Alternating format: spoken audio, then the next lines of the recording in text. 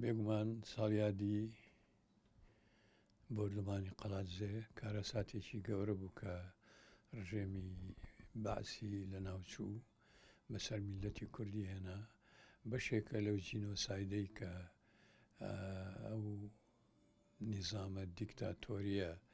بەرامبەر بە میلەتی کورد کردی وەکو کیمیا بارانی هەڵەبجە وەکو قەڵات بۆمبە بارانی قەڵاتزێ وەکو ئەنفال وەکو ڕاگوێزان ئەمە هەمووی ڕۆژێک دێ بە جینۆساید دەبێ بناسرێ لە مێژووی بەشەریەتە لەم ڕۆژای کە یادی قەڵاتزێ و بۆمبە بارانی قەڵاتزێ کە نزیکەی 200 کەس و بە تایبەتی زانکۆکەی بردومان کرد زیاتر لە 250 زۆربیان قوتابی و مامۆستای زانکۆکان بوون زانکۆی کە سلێمانی گوێزراوی بۆ قەڵاتزە کارەساتێکی گەورەیە لە مێژووی میلەتی کوردی باشوور لەم ڕۆژەی کە جینۆسایدی ئەرمەنەکان لەلایەن دەوڵەتی عوسمانیەوە کرا و دوێنێ یادی جینۆساید بوو و حکوومەتی ئەمریکا کۆنگرێسی ئەمریکا سەرۆکی ئەمریکا بایدن بەڕەسمی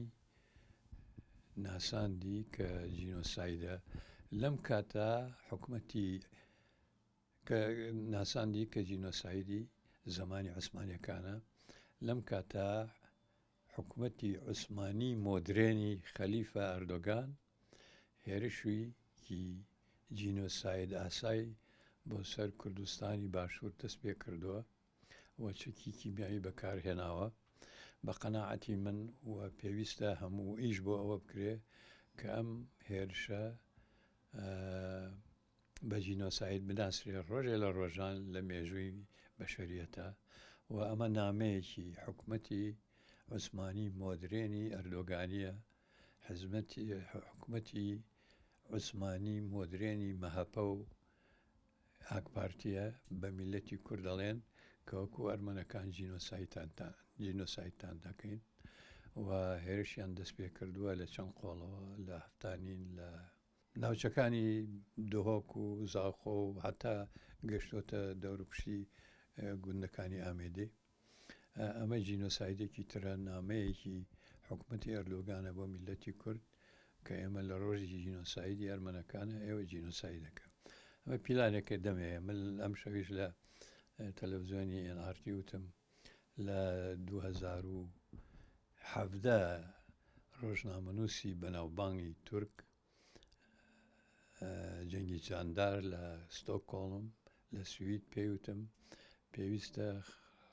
هێزە شۆڕژگێر و سیاسیەکانی کورد لە هەموو چوار پارچە ئاگادار بن کە حکوومەتی ماهەپە و ئاکپارتی پیلانێکی جینۆسایدی نوێی کوردیان بەدەسوێ ممکنە حکوومەتی هەرێمی کوردستان یا هێزی سیاسی باشووری کوردستان نتوانن ڕێگری بکەن بەڵام ئەتوانن دەنگێکیان هەبێ ئەتوانن بەیانێ دەرکەن ئەتوانن بانگەوازێ بۆ خەڵکی کوردستان و جیهان بڵاوکەنەوە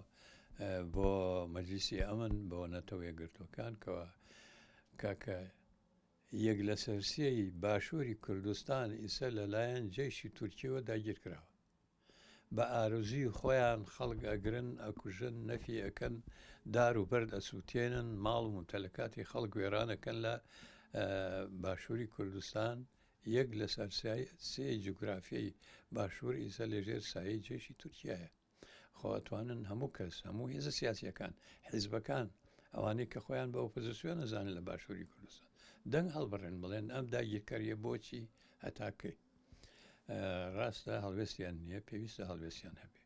و کەسیش دڵی خۆی خۆش نەکە بڵێ ئەمە پەکەکەی و پەکەکە لە ناوەچێ و مەیانەک بۆ ئێمە چۆڵە بێ ئەمە بیدایەتی دەستپێکردنی جینۆسایدی خەڵقی کوردستانە بە باشوور و بە باکوور و بە ڕۆژەڵاتیەوە دوێنێ ئەردۆگان لە وتارەکەی لە پەرلەمان ئەڵێ ئێمە لەشکرکێشی و شەڕ و بردومانمان بەردەوامە بێت لە عێراق و لە سووریا و لە ناو تورکیاش معناوە کورد لەم مووقع جغرافیایە کە ئەوان بڕیاریان داوە هێرش و لەشکرکێشی عسکەری تێ بکەن